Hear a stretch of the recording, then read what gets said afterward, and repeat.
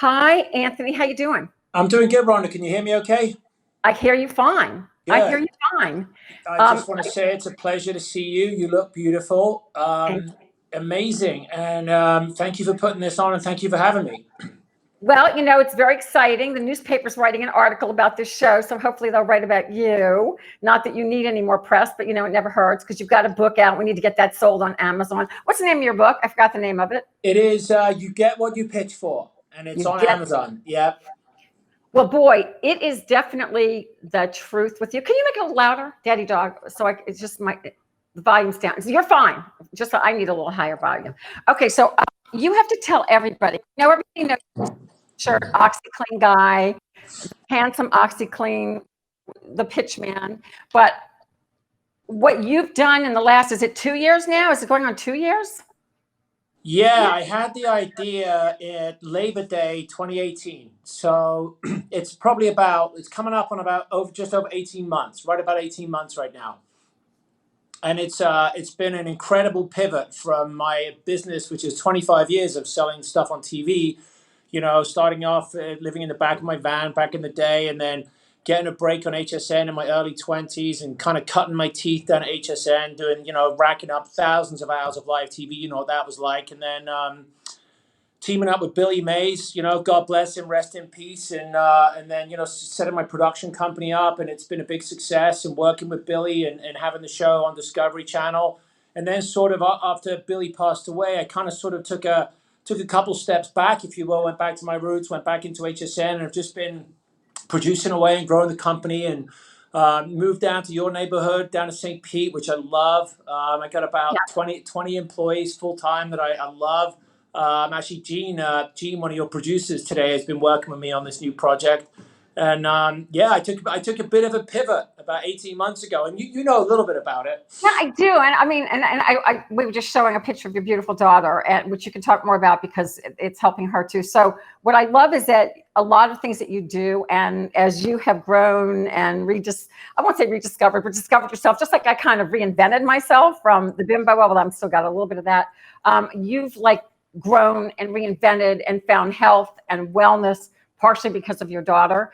But then, when you first told me, about MONTKUSH, am I saying it right? Yeah, MONTKUSH. Okay, so MONTKUSH, so Van and is my husband and Sully were all good friends. And he's like, yeah, I bought this hemp farm. And I'm thinking, oh my gosh, he's growing pot. This is like so cool. But then he said, I'm saying this about you, but that there was nothing there. It was land, but there was not one seed on it. And that you literally self-taught yourself you had to tell us how many acres, how to literally become a farmer and how you started. Because I think that is just an amazing story. Well, in a nutshell, I'll kind of make it quick. But Devon was on an anti-seizure medication. Devon has special needs. She has a duplication of chromosome 1 and 13, and she's had a myriad of health issues her whole entire life.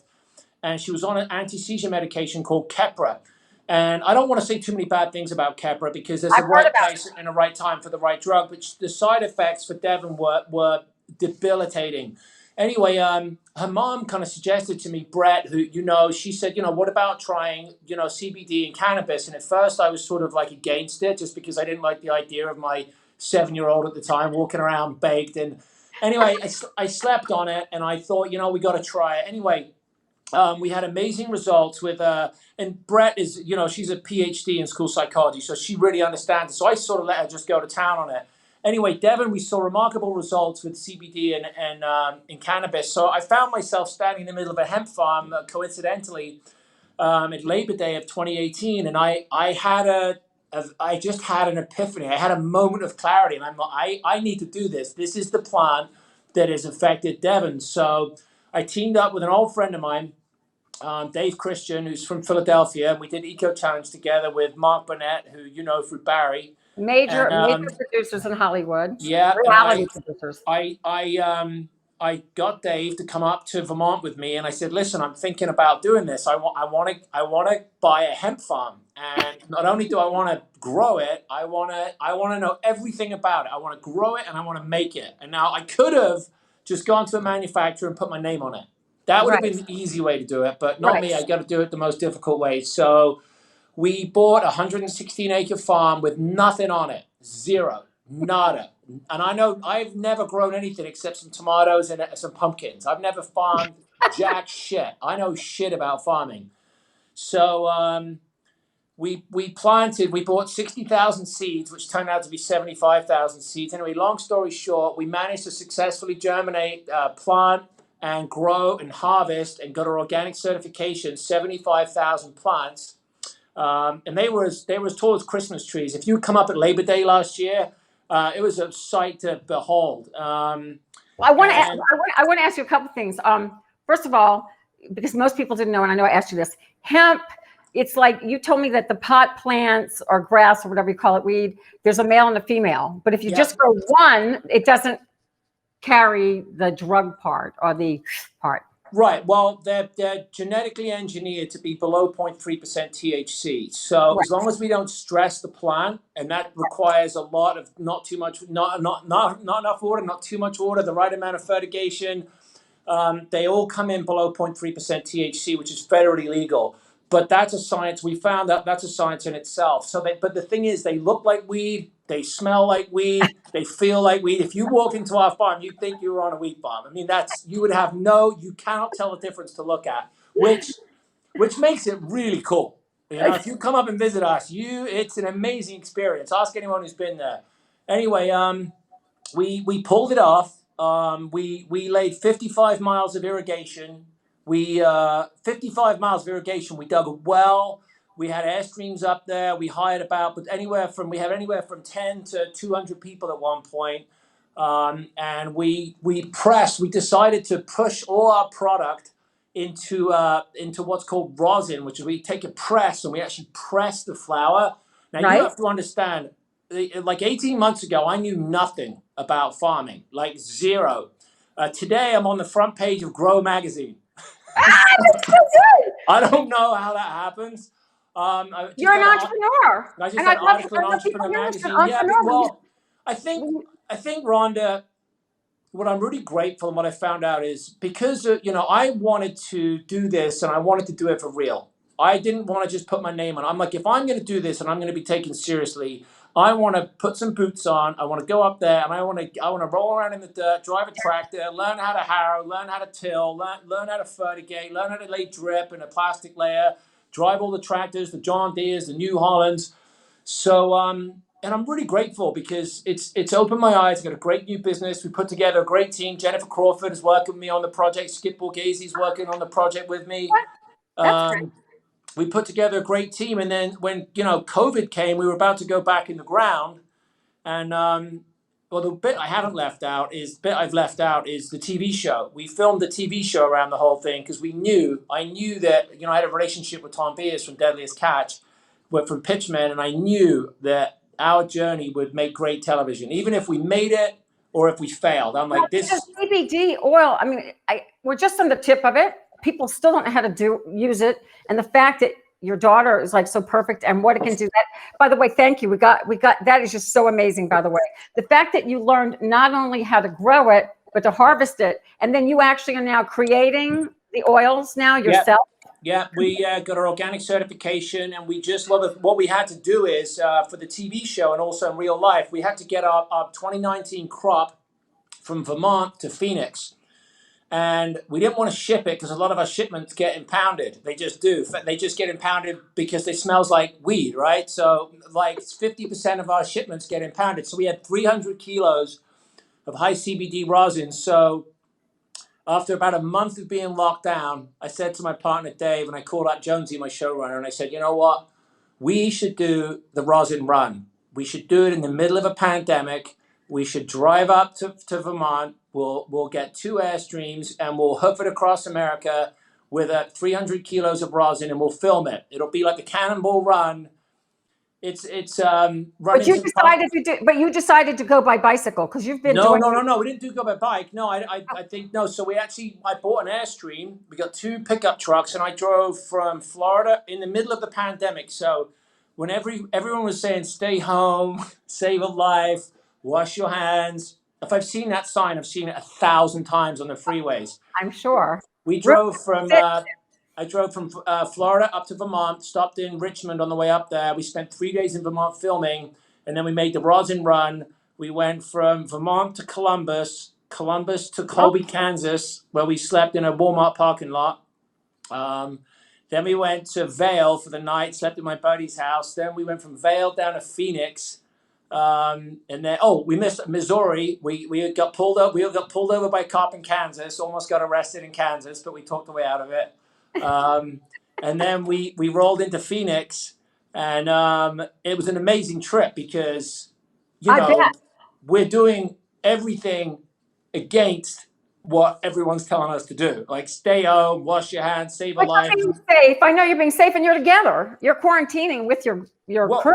yeah, it was me, Dave, my camera guy, and we had a guy from Singapore who already had COVID. So we felt like it was worth taking the risk. We put 2 weeks of food in the Airstreams, and we decided that we were quarantined. We're like, we're not going to see anybody. These photographs, So, by the way, that we're showing are spectacular of you on this journey. oh, So what happened is we got to Phoenix, and I'm like, right, I have a friend in Tucson, so we spent 2 days in Tucson, Arizona, and I went biking up Mount Lemmon, and then I thought to myself, well, everything's closed.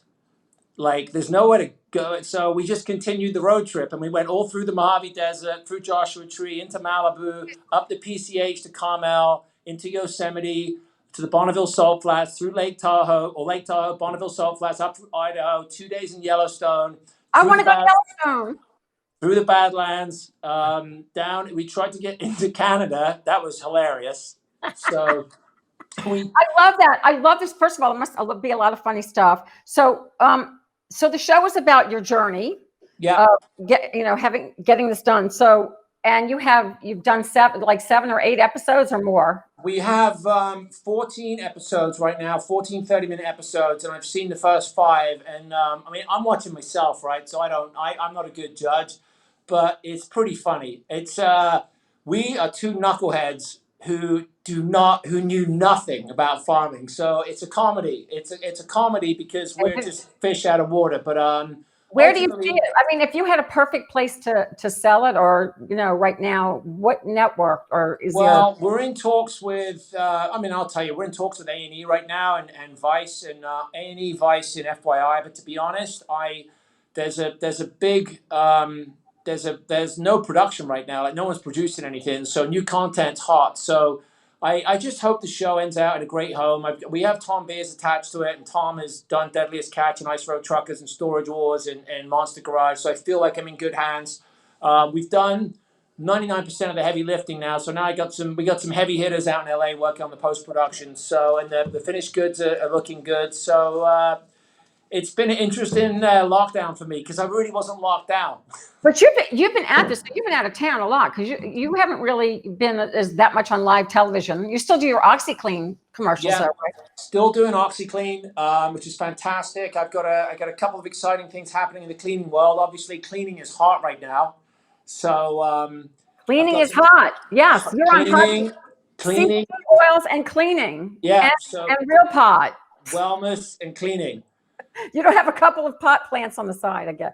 So yeah, so I'm things are good. I kind of stepped away from HSN a little bit for it's not for any particular reason. I had a good run with some great products down there. I don't really have anything right now so I'm not doing so much HSN as I used to. Plus the schedule is how HSN can be. It's sort of brutal, right? You got to be there. You got to be on call, and it's So, but that maybe there'll be enough things. No, you have to do your own TV show. So, so in this show, just really quickly, is there any do you have any romantic other than 2 boys? Is there romantic interest? Is there any other side stories going on in there? There's plenty of side stories going on.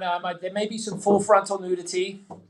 I did my first full frontal scene by accident, so we'll see how that goes.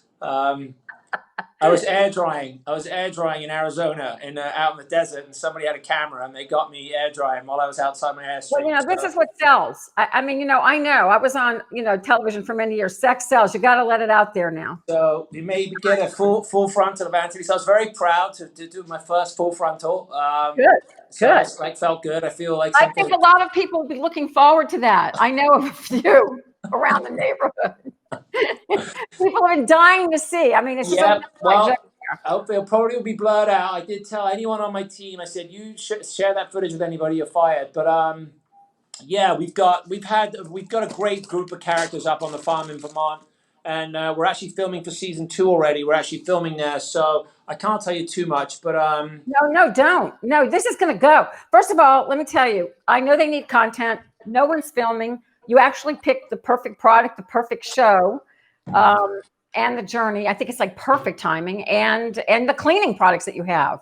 So everything you're doing is like really good luck. So you've been a good boy, and you're getting paid off, and you're an entrepreneur, and you are a good boy, even though you weren't there for me on my auction. But that's okay. I have been there for you so many times. It's not even funny. I know, but the poor guy that I got in, Really no good.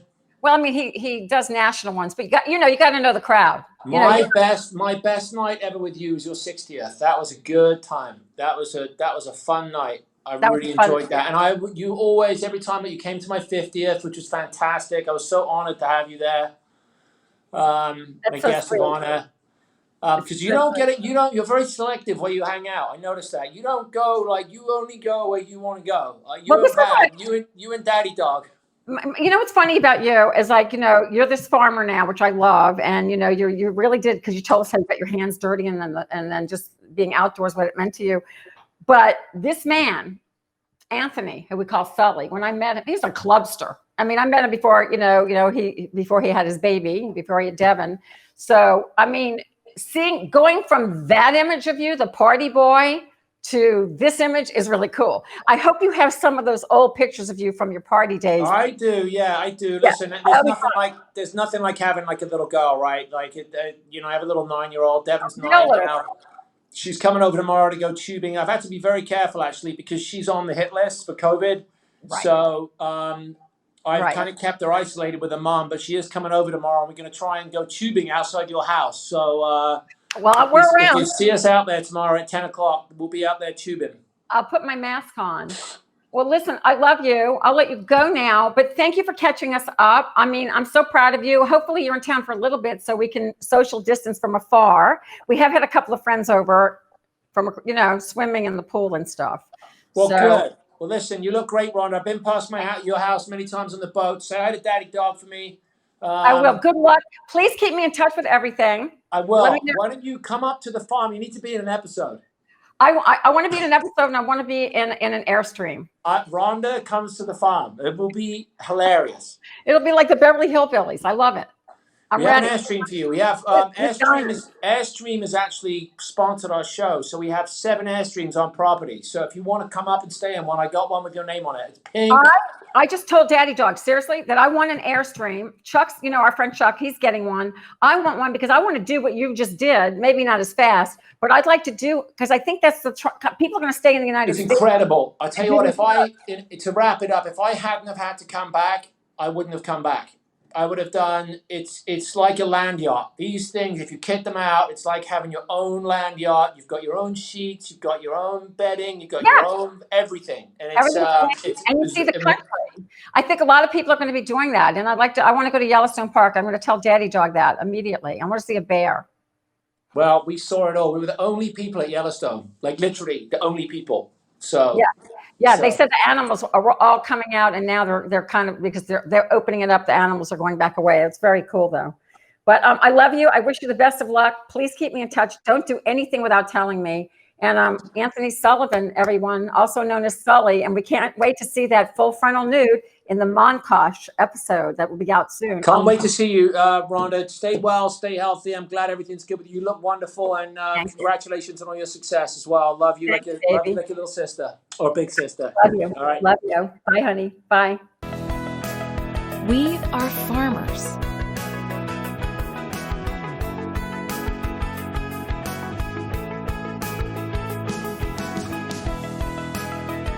We are MONTKUSH. Social distancing, social life. The social distancing, social life.